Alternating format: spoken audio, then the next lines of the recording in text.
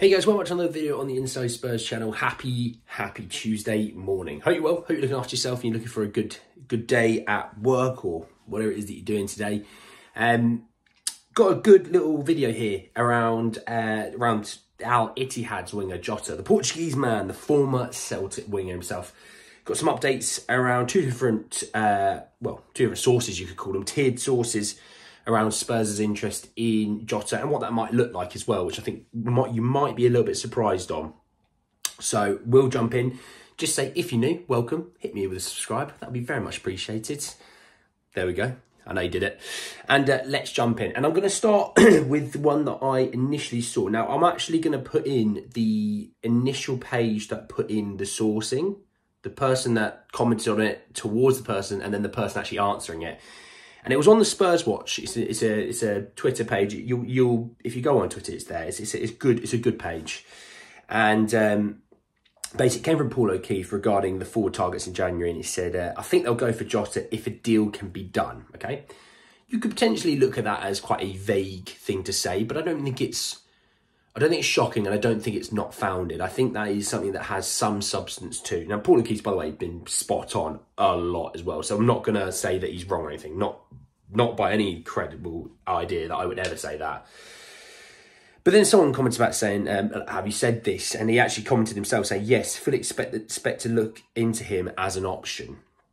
So I don't think, again, that's shocking. I think, when I spoke yesterday about Johan Lang and his plan, the whole idea is that they have somewhere between 5 and 10 players for every position that they're interested in, that could be driven from that data system, which supposedly, I'm not saying he is or he isn't, but supposedly Johan Lang is a very big supporter of that system. He's used it a lot at Aston Villa, and well, to be honest, look at Aston Villa right now. If he's done that with a team that was near enough, not far off relegated, then you should be able to do it with a team that's a top 6 team. All right. Then I looked a little bit further, and Gary Jacob actually added in a little bit to it, and he said that Tottenham Hotspur have stepped up their interest in Jota, and formerly of Celtic, who is available on loan in January. Now, this is the key part coming up, so I want you to listen in for this bit. He said, while the North London club priority is to bring in a centre-back when the January transfer window opens, they've also been looking for short-term cover on the wing, which makes me think 6-month loan deal, maybe with an option to buy, but we're not really sold on it. Okay. So, a couple of things. Firstly, by the way, on the centre-back thing, that's a given. I think we can all sit here and say our main priority should be a centre-back. It shouldn't be anywhere else. Okay? I think that's fair. I don't think anyone's going to sit there at the other end of that and go, no, Andy, you're wrong. It's a right-back. You know what I mean? I think it's a centre-back. Now, but on the short-term option of the deal, I think that's... I thought of two different ideas. One idea is, look, he's a very expensive player. The deal would cost, somewhere between 20 and 30 million. He's on big wages for a guy who, let's be frank, he's never even been in the Premier League. So he's not a guy that's a world-renowned name. Okay, I think that's fair to say. I don't think anyone's going to sit there and think that I'm wrong, right? Now, I rate Jota, but I've said to you, I've said in the comments, I've been really fair with it. I'm not wanting Spurs to spend 25 million and 200 grand a week on him. I'm not. And if we do that, then we're just foolish, because that only means whenever we sign players from now on, they'll go, but Spurs give big wages to players that have never really, let's say, earned it. So then I want big wages as well, because why not? So that's one of the big reasons. Now, if he was like, I'll take 100 grand a week, okay, then we might have a conversation, but 200 grand a week's foolish. But the short-term loan option on that is, obviously, you could have an option to buy. We know that. I would expect there to be something like that in a 6-month loan deal. I don't think it would be one of those that, like it's a Pedro Porro or, let's be honest, a Kulusevski. It was always like, he's yours, give us money at a later date sort of thing. I don't see it being the same as that kind of thing. I think this is more like a Tanguy and Ndombele at Galatasaray. It's a loan. If we like him, we'll keep him. If we don't, he's going back. Which, by the way, I quite like. We don't have to loan every player with the idea that we have to buy them.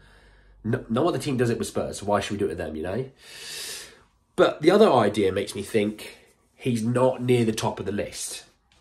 And what I mean by that is, I've talked about, you know, Illing Jr. from Juventus. I've talked about Antonio Nusa as well, the Norwegian. I've talked about a few different names. And I just got a feeling that Jota's not the top of that list. Now, for me, I want Nusa. That's the guy that I truly want.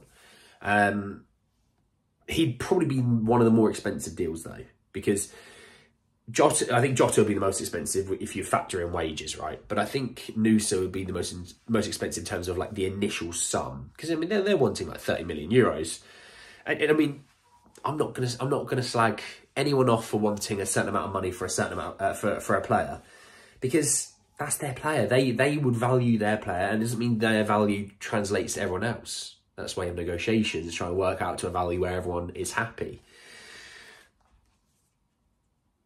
If I had to put my guess, this is my guess, this is my prediction. I'm not saying this is going to happen.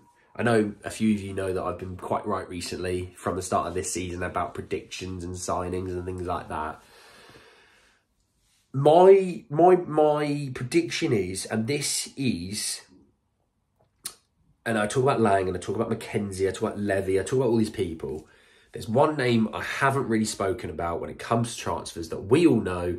The whole term when he was in charge was let him cook. The reason why I think of Fabio Paratici is I think of Illing Jr.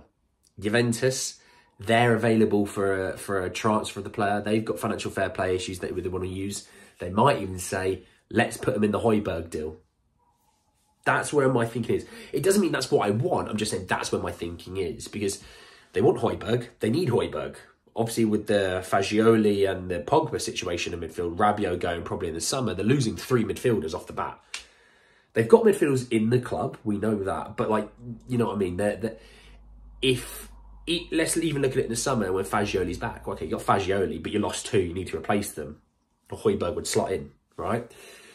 And I think Højbjerg would go there, by the way. I do actually think he'd go there. So they might even look at the deal with Illing Jr. and go, look, you value Højbjerg at 30 million euros. We value Illing Jr. at 15 million euros. Why don't we do a loan deal where in the summer, Højbjerg will come to us, Illing Jr. will go to you. You know, 15 million euros will also go your way as well. You know, it'll probably end up being as 2 separate deals where Juve pay us 30 million euros, we pay them 15 million euros, right? That's probably how it would work. That's where I think they'll go. Like I said, Nusa is the guy that I truly want.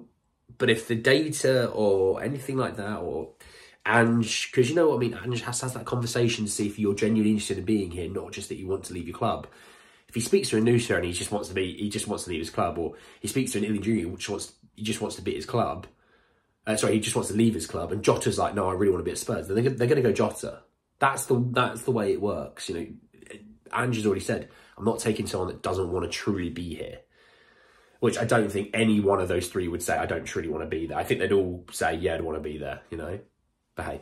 Anyway, guys, that's the end of the video. I hope you did enjoy it. Just to give you a little heads up around other videos, by the way. I'm doing a video today around the players out on loan to give you an idea of how they're doing.